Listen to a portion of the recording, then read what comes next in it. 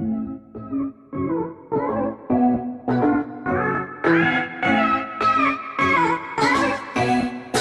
You all. जी हाँ, आप सभी का स्वागत है IQ जंक्शन में। So today will be discussing on a very important topic. आज हम बात करेंगे चाइना देखिए कंट्रोल कर रहा है या they are trying to control Bangladesh by giving them tariff exemption. ठीक है, चाइना एक पॉलिसी अपना रहा है। वो उन्होंने पहले नेपाल को कैप्चर किया, now they are trying to capture Bangladesh. मतलब वो उन्हें इन्फ्लुएंस कर अपने तरफ आने के लिए अट्रैक्ट कर रहा है bye giving them a export exemption. मतलब जो टैरिफ है उन्हें एग्जाम कर दी जा रही है। तो चाइना की एक पॉलिसी है, शायद वो चाहता है कि वो इंडिया से इन दोनों ही कंट्री को अलग कर दे by attracting them towards them.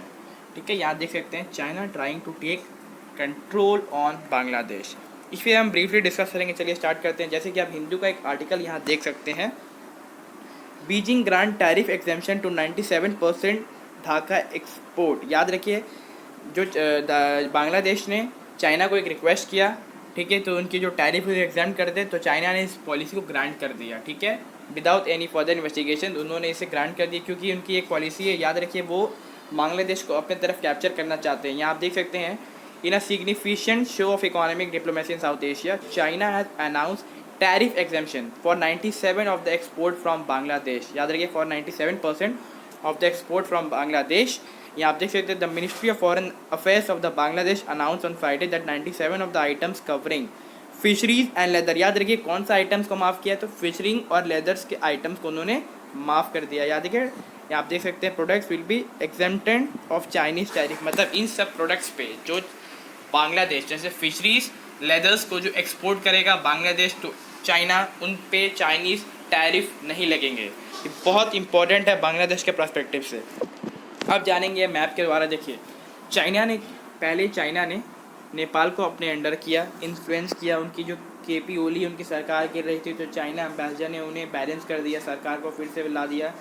अब चाइना बांग्लादेश पर नज़र बैठाया हुआ है, ठीक है, उन्हें अपने तरफ अट्रैक्ट कर रहा है। आप देख सकते हैं आप वो कि उन्होंने नेपाल को कैसे अट्रैक्ट किया, उन्होंने नेपाल को इन्फ्लुएंस किया अपने तरफ, जिसके चलते नेपाल ने नई मैप अनाउंस कर दी। ठीक है, और प्लस उन्होंने इंडिया पे ब्लेम लगाया कि जो ये कोरोना वायरस है वो इंडिया से ही फैल रहा है। ये बहुत इम्पॉर्टेंट स्टेटमेंट थी नेपाल के द्वारा, जो उन्होंने इंडिया पे ब्लेम लगाया था। पर इंडिया ने नेपाल को फिर भी free of cost anti malarial drug दिए to fight against corona pandemic.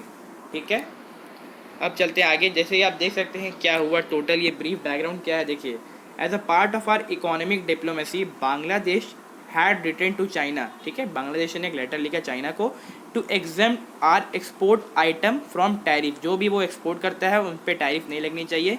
तो in response to the China state council tariff commission has issued a notification. ठीक है, उन्होंने चाइना ने एक नोटिफिकेशन रिसेंटली भेजा। वो था ये कि बांग्लादेश जो है लीस्ट डेवलप कंट्री है, जिसके चलते चाइना ने ये डिसीजन लिया है कि वो जो भी टैरिफ उसे माफ़ करते हैं। ठीक है, तो ये आप देख सकते हैं, Friday announcement is expected to help Bangladesh.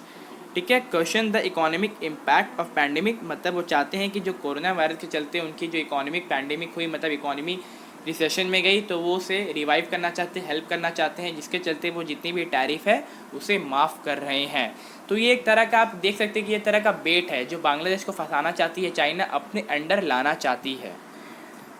अगर आप देखेंगे बांग्लादेश की इकोनॉमिक डेवलपमेंट, तो due to US China trade war वो बहुत डाउन चल गई थी, क्योंकि देखिए बांग्लादेश जो है बहुत लीस्ट डेवलप कंट्री है। ठीक है, वो चाइना को एक्सपोर्ट करता है, पर जो इंपोर्ट करता है वो ज़्यादा है। मतलब उनकी जो इंपोर्ट हो एज़ कम्पेयर टू एक्सपोर्ट वो ज़्यादा है। आप यहाँ देख सकते हैं, Bangladesh import around 15 billion in Chinese good. ठीक है, but it China bound export have been very low in comparison. ये किसके चलते हुआ, due to the US China trade war. अब जो ये गैप इतनी बड़ी बढ़ गई है, तो चाइना ने टैरिफ माफ़ कर दिया। तो ये माफ़ करने के चलते ये एग्जाम्प्ट के द्वारा ये जो गैप है वो फिल हो जाएगी, जिसके चलते जितने भी सेक्टर है बांग्लादेश में उन्हें बहुत सी मदद मिलने वाली है। ठीक है, multiple sector of the Bangladesh are likely to be major beneficiaries of the move. ये जो चाइनीज़ टैरिफ माफ़ की जा रही है एक्सपोर्ट पे, लेदर और फिशरीज पे, मल्टीपल सेक्टर को इससे फ़ायदा होगा। ठीक है, आप यहाँ देख सकते हैं, बांग्लादेश को पहले से ही याद रखिएगा, चाइना के जो ये टैरिफ, चाइना ने ये जो टैरिफ माफ़ किया, उससे पहले भी बांग्लादेश को एशिया पैसिफिक ट्रेड एग्रीमेंट के द्वारा 3095 आइटम पे एग्जाम्प्ट हो गया था, टैरिफ एग्जाम्प्ट हो गया था। फिर उसके बाद चाइना ने उन्हें 5161 मतलब आइटम्स पे उनके जो टैरिफ है उसे वेव ऑफ कर दिया, मतलब माफ़ कर दिया, जिसके चलते total 8256 good from Bangladesh will be exempted of Chinese tariff, मतलब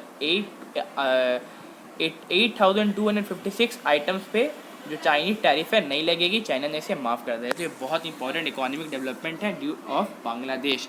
इन फ्यूचर इन्हें बहुत हेल्प करेगी ये चीज़, ठीक है।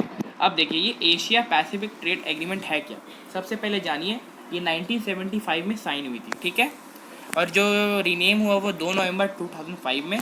इसे बैंकॉक एग्रीमेंट भी कहा जाता है। आप यहाँ देख सकते हैं एशिया पैसिफिक ट्रेड एग्रीमेंट, उसे previously known as the Bangkok agreement, ठीक है, एंड रीनेम 2 नवंबर 2005। और ये सबसे ओल्डेस्ट ट्रेड एग्रीमेंट है, 6 कंट्री के बीच में है।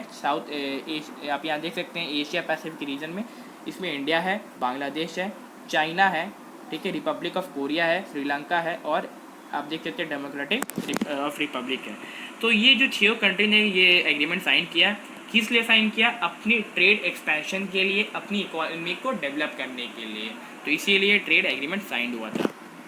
अब क्या इसके द्वारा जो चाइनीज़ बांग्लादेश को अपने तरफ करना चाहता है, क्या इससे इंडिया को कुछ सेटबैक होगा, कुछ इम्पैक्ट होगा? देखिए, जब एनआरसी आया था, इसके चलते बांग्लादेश और इंडिया के रिलेशन थोड़े ऊपर नीचे हुए थे, but due to the pandemic, ठीक है, due to the pandemic India ने बहुत हेल्प की बांग्लादेश को। 30,000 कोविड-19 टेस्ट किट प्रोवाइड किए, 1,50,000 एंटी मलेरियल ड्रग भी प्रोवाइड किए, जिसके चलते उनकी जो रिलेशन है वो फिर से अच्छी हो गई है। इन फ्यूचर शायद ये इम्पैक्ट कर सकता है।